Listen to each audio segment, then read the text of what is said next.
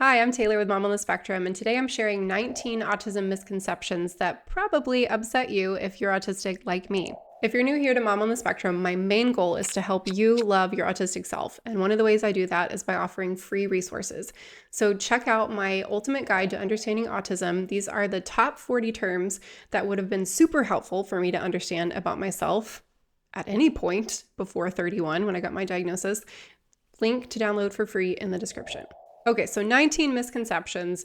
You're not going to agree or resonate with all of them, except for maybe the last one. I really think that the last one, the more interaction I have with our community, the more I realize almost all of us have had this experience. So number one, first misconception is that we lack empathy. This is just not true. Autistic people are some of the most empathetic, caring, compassionate individuals I've ever met. They're probably my favorite people on the planet. I think we struggle to communicate emotions for different reasons. One of those things being alexithymia, which is difficulty putting emotions into words. But also for me, I think that navigating social structures really slows me down in terms of what I'm able to share. You know, I might be feeling something very strongly, but I'm also trying to navigate the social scene. And sometimes those two things don't work well together and I'm not able to communicate what I'm feeling. So this is just not at all true. Autistic people are often highly empathetic, and many of us also feel that we're very empathic.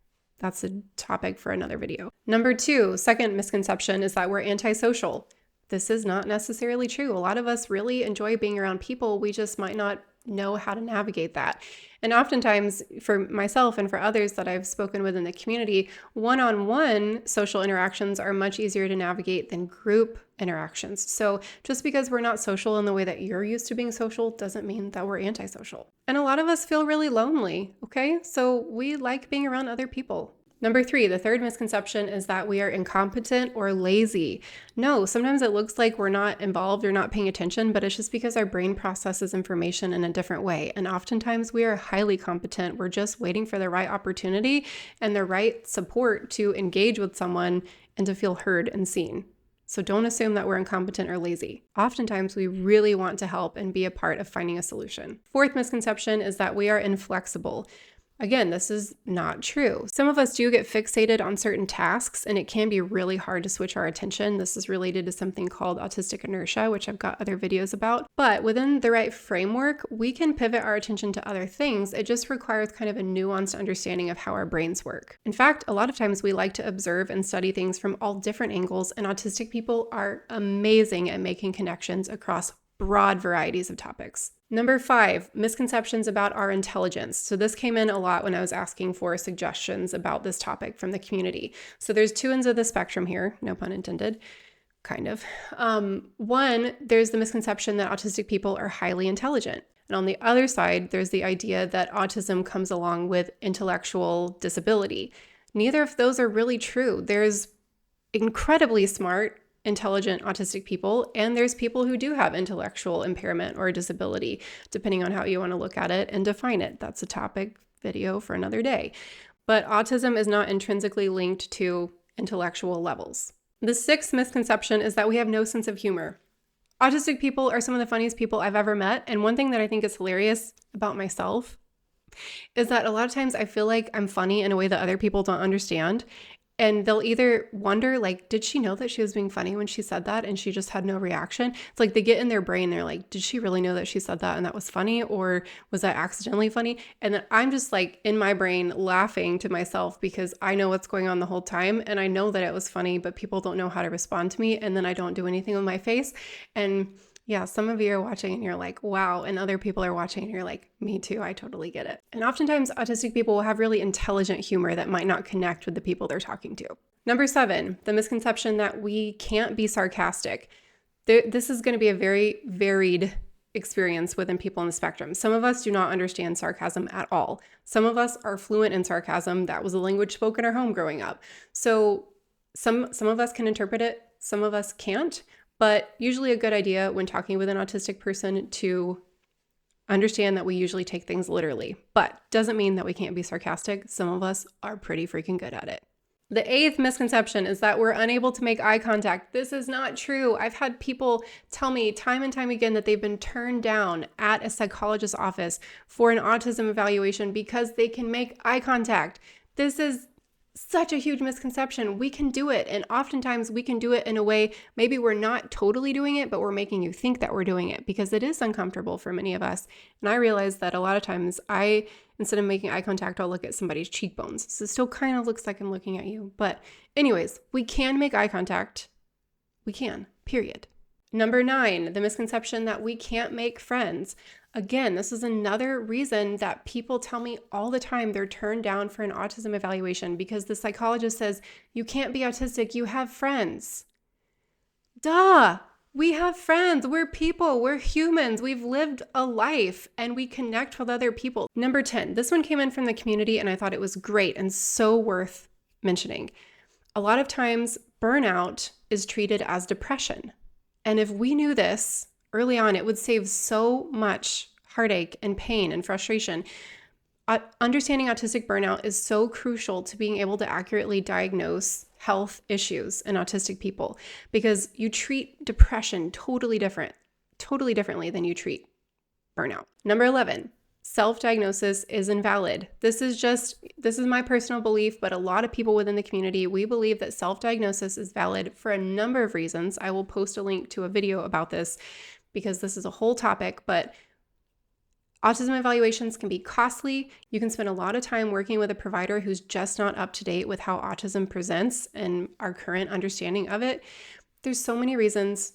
I personally support self-diagnosis. I have so much more to say about this in another video. Number 12, the misconception that autism is caused by vaccines. I didn't even want to put this one on the list, but unfortunately, we are still having this conversation in 2024. Autism is not caused by vaccines. I'm not here to show you the research. Do your own research. Please stop bringing this up. There's no correlation. Number 13, the misconception that masking isn't damaging. Masking is when we cover up what we want and need and feel in order to make other people comfortable, and that costs a great deal. I personally believe that whenever we ignore those types of cues from our body, whenever we suppress what we want and need and feel, that has a direct impact on our nervous system, which can cause health complications. So masking is very consequential for autistic people. Number 14, the misconception that stimming is attention seeking. Absolutely not. Stimming is integral to autistic people's health. This is a way that we move excess pent-up energy out of the body. It's crucial for us. I've got another video on stimming you can check out if you want to learn how to stim as an autistic person in a way that will make you feel better. Number 15, the misconception that autistic people are violent or uncontrollable or dangerous. This might go along with stimming. When you see an autistic person stimming, you might think, oh, I need to get away from this. I don't know what's happening. Generally, we're very nonviolent people, and you might not understand our behavior, but it doesn't mean that you should be afraid of us. Usually, we just need some compassion and help finding a quiet, safe space where we can come back to ourselves and feel grounded. Number 16, the misconception that we're self-centered or narcissistic. I've seen this going around on the internet a lot.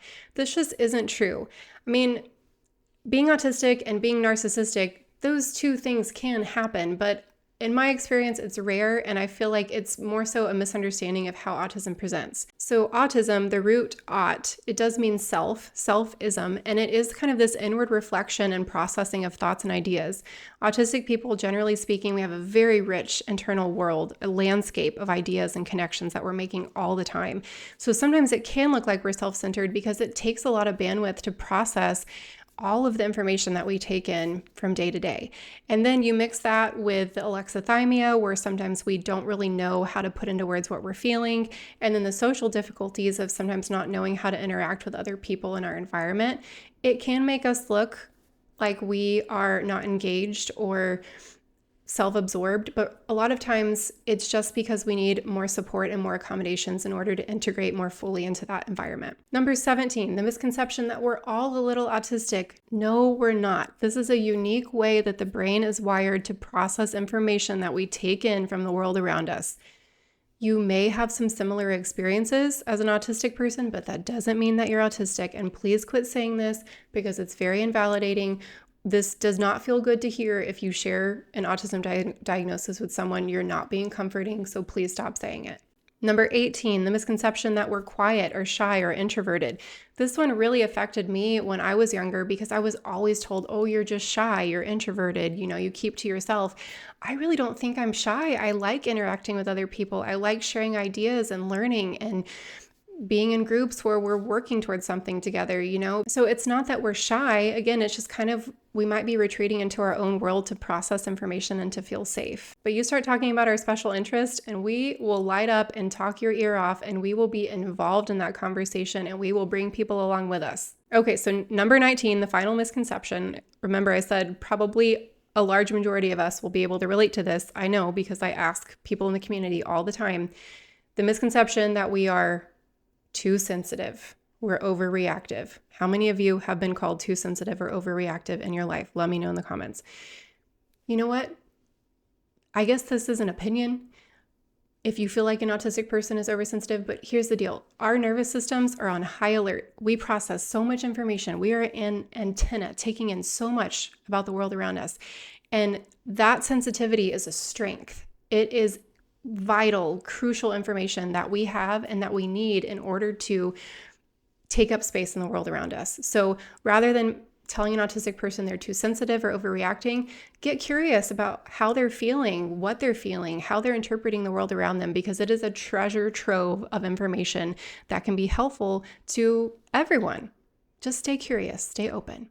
And if you're curious about my little fidget here, this is my Ono roller. I'll put a link in the description if you want to get your own. I've got a discount code there too. Thanks so much for watching. Let me know what else you would add to the list. Frustrating misconceptions. I will see you in the next video. Like and subscribe. Bye.